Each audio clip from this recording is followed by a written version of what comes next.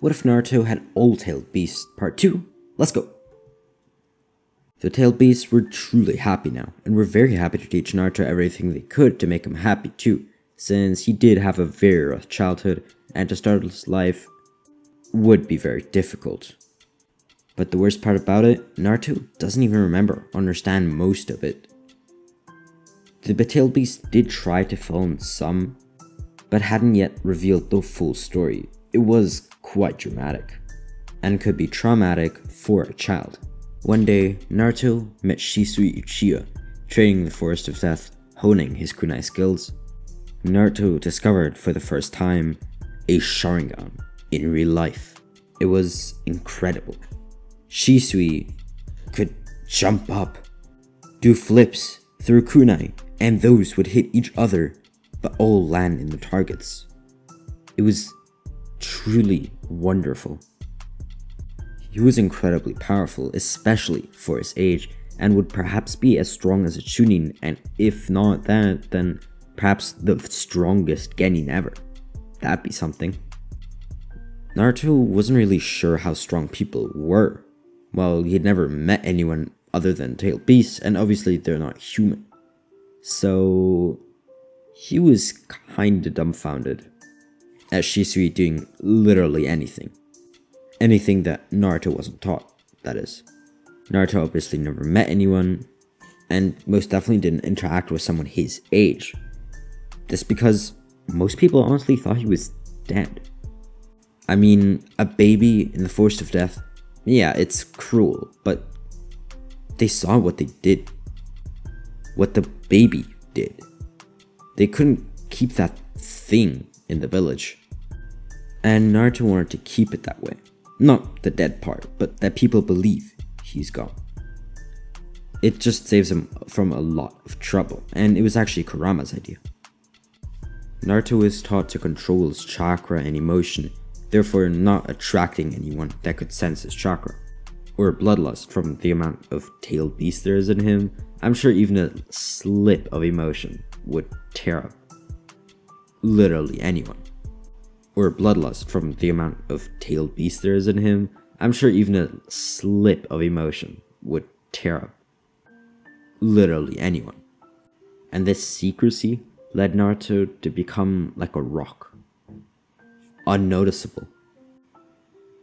If he hid behind a tree or so, even a great censor would not know that there was a human, especially Naruto, there. One with so much power in him. And so he was able to hide from Shisui's gaze, still watching, though Shisui, even powerful with his Sharingan, would not notice him. Naruto would only be seen if he wanted to.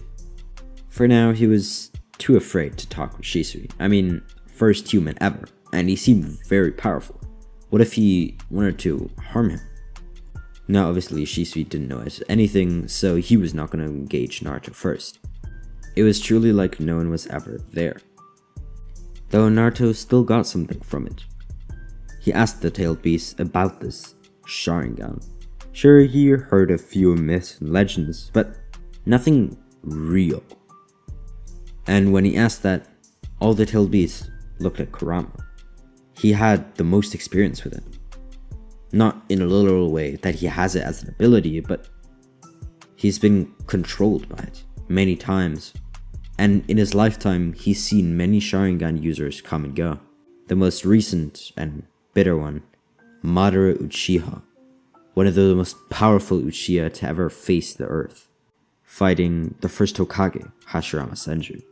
Though sadly, in their battle, Kurama was used and manipulated many times.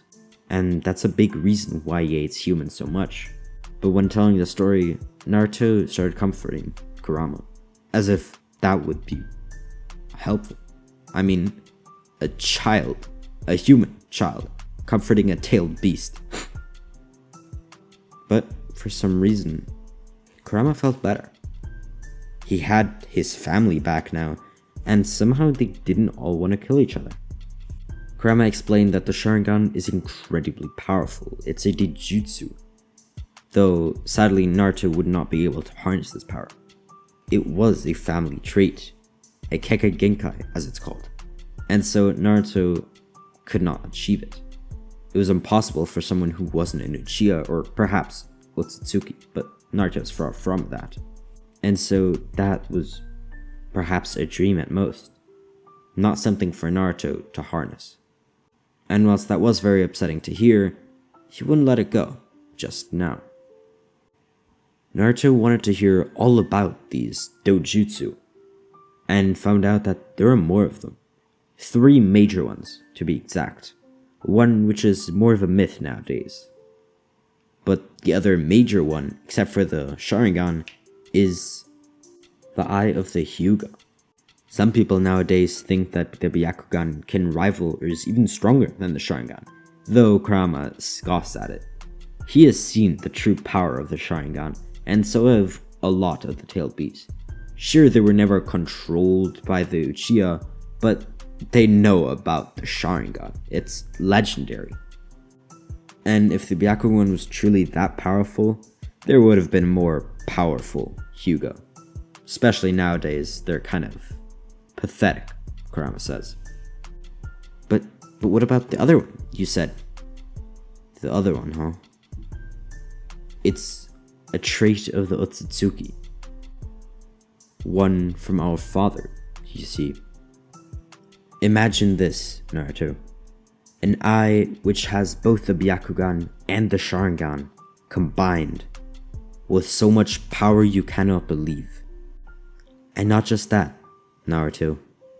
It has countless amounts of abilities, some even said to bring back the dead. Bring back the dead? I thought that was impossible. Many believe so, but some say the eye can do anything.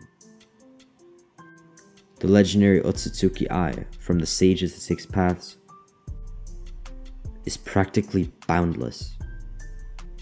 But once again, you won't have it. Now, there have been said to have been other people without the Otsutsuki bloodline to have it, though number 1, it's much weaker when normal humans have it, and number 2, it's extremely rare. Also, they can suffer accidents from using it. But as I said, over thousands of years, perhaps 3 have had it, if my memory serves me right. And all 3 of them weren't as strong as even Hashirama or Madara.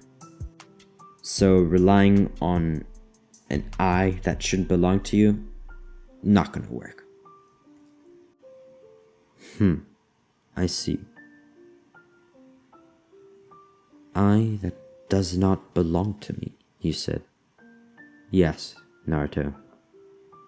Some people take others' eyes, you see.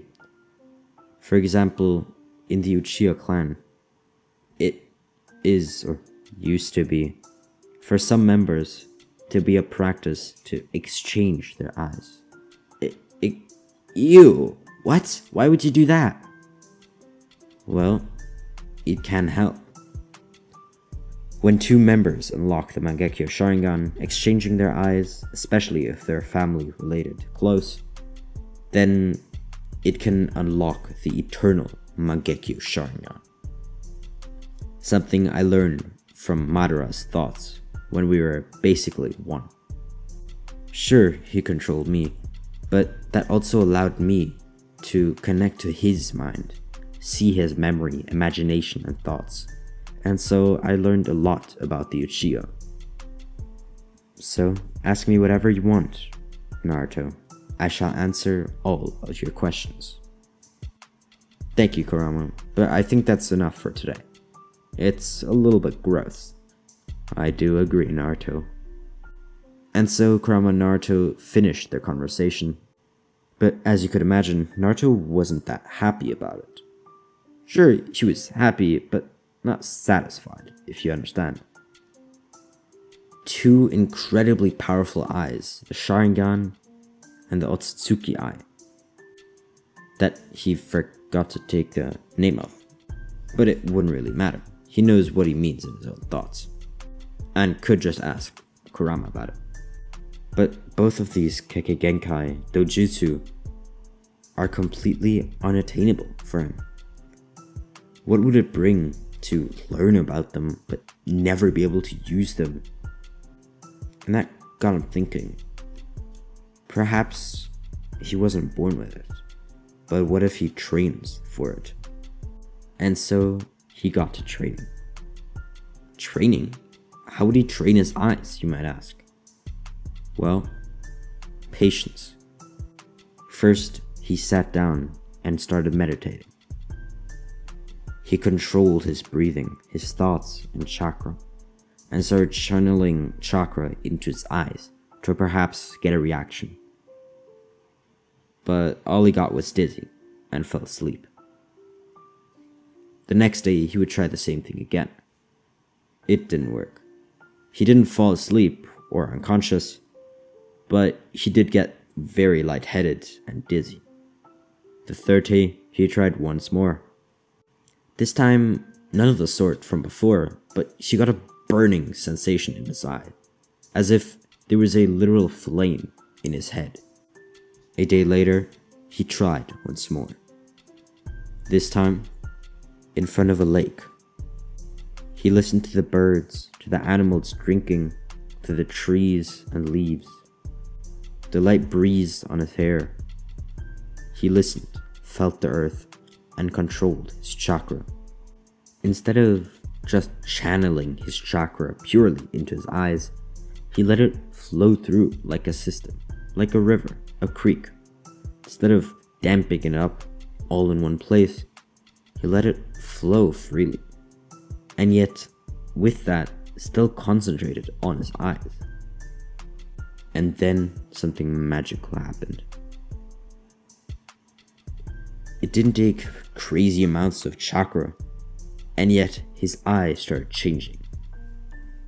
His beautiful blue eyes that the tailed beast loved so much became gray and black. His eyes started turning and he got really dizzy at that point. But when he calmed himself, he looked in this lake. And what he saw was two of these Rinnegan in his eyes. His very own Dojutsu. And all the tailed beasts were shocked. This kid has the eyes. He's gonna be a legend. Powerful like no other, Kurama said. But even then, whilst Naruto was happy and even celebrating, his thirst for power and knowledge was not yet satisfied. He wanted more. He wanted to control the eyes of the Uchiha as well.